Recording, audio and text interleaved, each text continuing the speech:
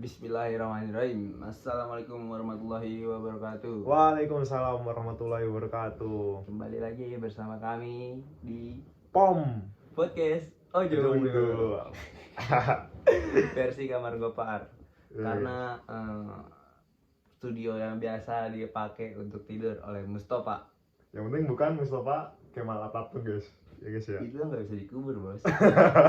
Kasihan. Di sini kami kebetulan satu kelompok kan, dan kebetulan juga kami yang belum bikin berdua. Iya.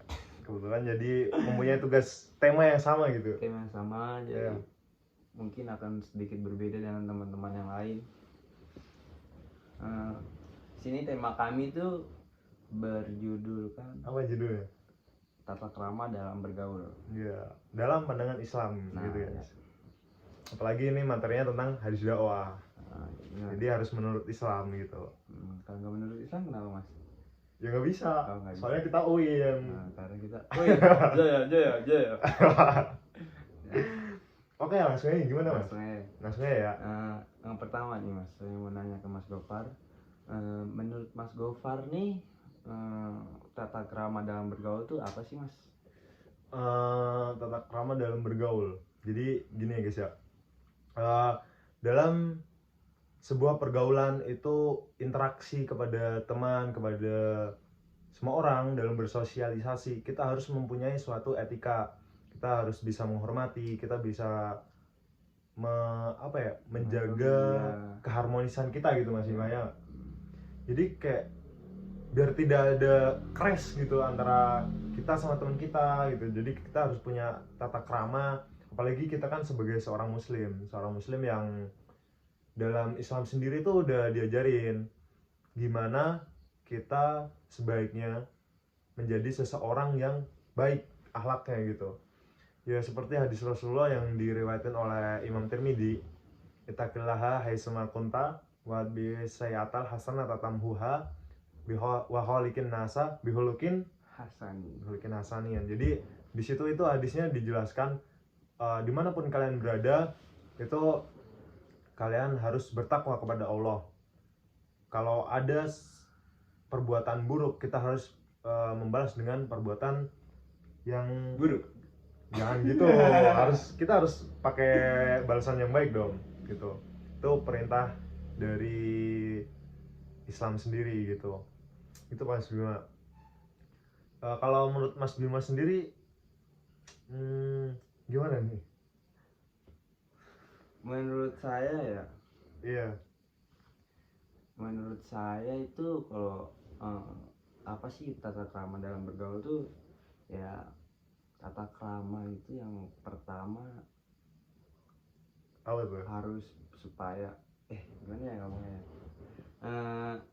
kita tuh harus mempunyai perilaku yang sopan, yang gimana ya, low profile lah. Kita nggak boleh kayak belaga tengil, sombong gitu ke orang. Nggak boleh membuat orang tuh kayak merasa apa sih ini orang. Soalnya ini interaksi sosial antara masyarakat, ya nggak sih? Agar tidak terjadi kayak crash gitu kan, sama seperti kayak kata Mas Gopar. Gitu aja sih sebenarnya, untuk menjaga keharmonisan dalam sebuah interaksi rumah tangga. Oh, bukan rumah tangga. Dalam rumah tangga juga kayak gitu mas. Soalnya kan kalau di di pergaulan ini kan nggak hanya dengan teman, keluarga, bisa juga ke saudara, ke orang lain gitu loh, sesama manusia. Karena bergaul itu nggak cuma sama temen doang ya. Iya, bergaul sama siapa ya, luas, jangkauannya banyak jangkauannya. Maka dari itu ya kita harus mempunyai yang namanya, yang pertama sih kalau menurut saya kesopanan aja sih. Kesopanan dan rasa menghargai lawan bicara kita atau lawan, ya pokoknya di sekitar kita lah. Gitu. Terus saya sendiri juga mau tanya nih ke Mas Bima ya. Kenapa sih seseorang itu harus punya tata krama dalam bergaul? Maksudnya apa pentingnya tata krama bergaul itu sendiri? bagi kita, bagi Mas Bima gitu, bagi ya seseorang. Ya tata krama dalam pentingnya kita tuh memiliki tata krama tuh dalam bergaul sangat penting bagi saya, karena di kehidupan ini kan kita hidup nggak sendiri ya. Iya. Kita hidup gak sendiri, kita butuh bantuan orang lain. Ya kita harus menjalin hubungan dengan orang lain tuh secara baik aja gitu. Kalau kita misalkan nggak punya etika, nggak punya tata krama dalam bergaul kan, Yang ada orang nggak seneng sama kita, nggak mau bantuin kita, gitu gitulah pokoknya. Ntar kita yang ada malah dimusuhi sana sini kan nggak enak. benar sih, benar. Dalam Islam juga nggak boleh kan. Iya. Diajarkan untuk apa dalam Islam, Mas? Ya tadi seperti hadis tadi guys. Jadi kayak kalau ada seseorang yang punya sifat buruk kepada kita, kita harus balasnya pakai yang sifat baik gitu. Jangan pakai yang ya malah kita burukin balik gitu. Misal kayak Benar. apa ya, orang jahat. Nabi Muhammad kayak menyebarin Islam itu dia ditimpukin, iniin. Tapi Nabi Muhammad juga sampai ada suatu cerita itu yang biasanya ngeludain itu, ketika nggak ngeludain Nabi itu, Nabi malah nyariin kemana sih orang ini, ternyata sakit, ditengokin ya gitu. Setelahnya malah orangnya itu masuk Islam gitu. Menjunjung tinggi banget yang namanya tuh kebaikan. Ya, kebaikan. Tidak, dan sangat melarang keras untuk adanya crash atau pertengkaran gitu lah. Intinya di dunia itu kita dalam bersosialisasi ya harus baik aja gitu ya, Mas Bima ya. Baik. Walaupun orang jahat kepada kita, tapi kalau orangnya jahat banget sama kita, gimana Mas? Kalau orangnya jahat banget ya pukul sekali nggak perlu Mas. apa pukul sekali 2 kali boleh ya? Pasti minta maaf. Itu juga guys, minta maaf tuh termasuk ini salah satu tata krama dalam bergaul. Misal saya nih punya salah sama Mas Bima ya, sebaiknya kita minta maaf gitu. Nggak baik dong kalau misal kita ada salah diem-dieman doang gitu. Jadi gimana ya, ya setiap orang itu sebenarnya harus punya kesadaran masing-masing. Dan tata krama bergaul itu sebenarnya udah apa ya, tergantung lingkungan juga. Dan kita sebagai seorang muslim itu kalau lingkungannya buruk, kita ya jangan sampai gitu. Kalau misal jangan sampai kalau kita ikonan buruk gitu. Kalau bisa diingatkan gitu. Malah kita yang mendakwai mereka gitu. Kita ingatkan mereka agar kayak ini loh, kalau bersosialisasi itu harus apa namanya, imbang gitu, harus sama-sama mempunyai positifnya dalam apa ya, dalam berperilaku gitu. Ya. Terima kasih Mas Gopar sudah dibahas. Sama-sama guys. Nah langsung aja guys, yang pertanyaan ketiga aku mau nanya nih ke Mas Gopar. Yang mau nanya lu apa gue nih? Aku aja. Oke. Apa tuh pertanyaannya? Dalam Islam kan diajarkan kan, udah dituntut punya prinsip tuh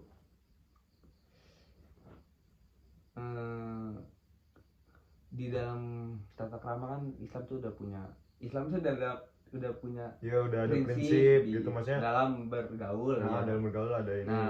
Dalam bergaul di zaman sekarang tuh misalkan ya kan banyak nih konflik yang terjadi kan di zaman sekarang. Konflik yang terjadi di zaman sekarang banyak kan. Nah kemudian gimana sih cara Islam tuh mengatasi permasalahan ini gitu? Jadi agar kita biar kita terhindar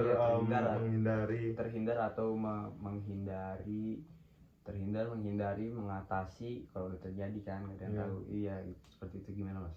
Dalam Islam itu dalam mengatasi ini kalau untuk menghindari ya, karena kita udah punya prinsip, kalau kita menerapkan prinsip itu sendiri ya insya Allah kita bakal terhindar gitu.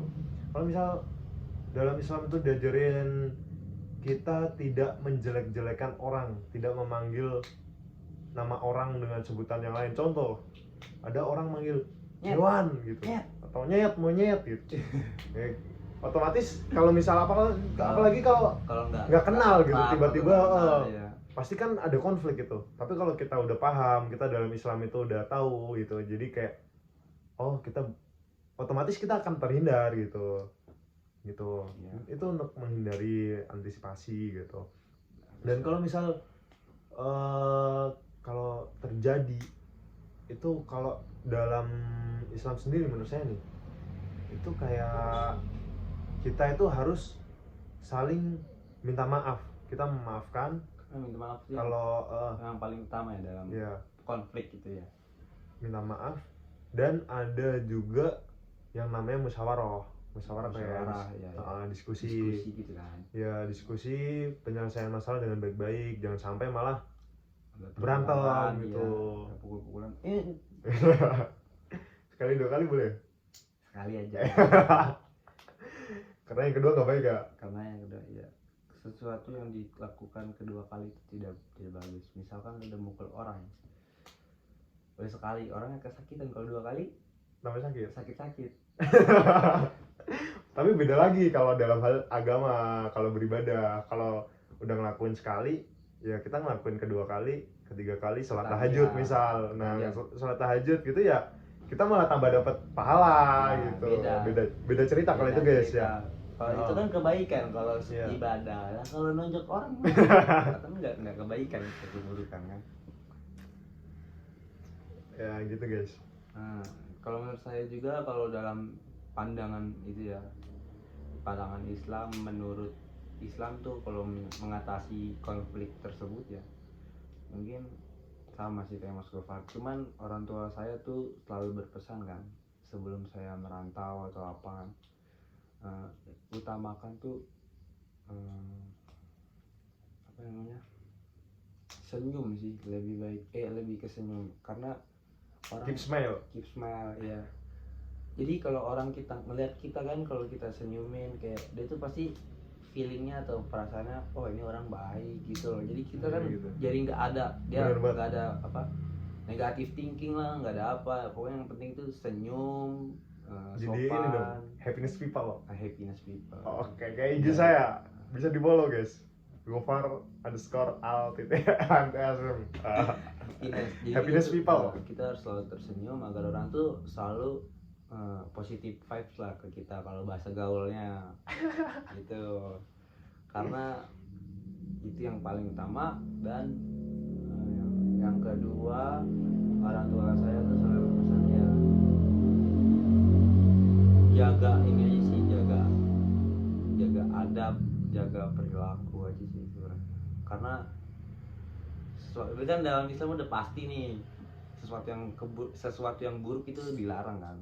Nah, makanya dari situ saya makanya setiap ketemu orang saya selalu itu. Dan sampai sekarang alhamdulillah saya nggak punya musuh karena pesan orang tua saya. Itu dia guys, tata krama dalam bergaul. Ya gitu, mungkin teman-teman bisa bisa mahamin dikit-dikit, meskipun nggak bisa diambil semua ya, pahamin dikit-dikit gitu. Maaf, tapi kayaknya semua udah pasti paham sih gimana tata krama bergaul, karena kan kita anak UIN, kita tahu harusnya udah paham lah agama, gimana apa yang dilarang dan apa yang tidak dilarang, mana yang baik dan mana yang buruk gitu. Kesimpulannya gimana Mas Gawar? Kesimpulannya ya kita sama sesama muslim, apalagi sama temen itu, sama keluarga itu ya harus saling bersikap baik. Seperti ya hadis yang udah sebutin tadi. Jadi meskipun orang itu jahat, kalau kita balas dengan baik, maka kebaikan itu akan menghapuskan keburukan. Pokoknya gitulah, pokoknya gitu. buat baik, sehat-sehat buat orang baik. Iya. Terima kasih. Terima kasih Orang Baik. Dari kita cukup sekian. Mohon maaf jika ada perkataan yang kurang baik, kurang tepat gitu, kurang dimengerti. Terima kasih. Kami masih pemula ya. Kalau kami udah pro, kita jadi di close the door. Wassalamualaikum warahmatullahi wabarakatuh. wabarakatuh. Salam hangat. Jaya. Salam UIN.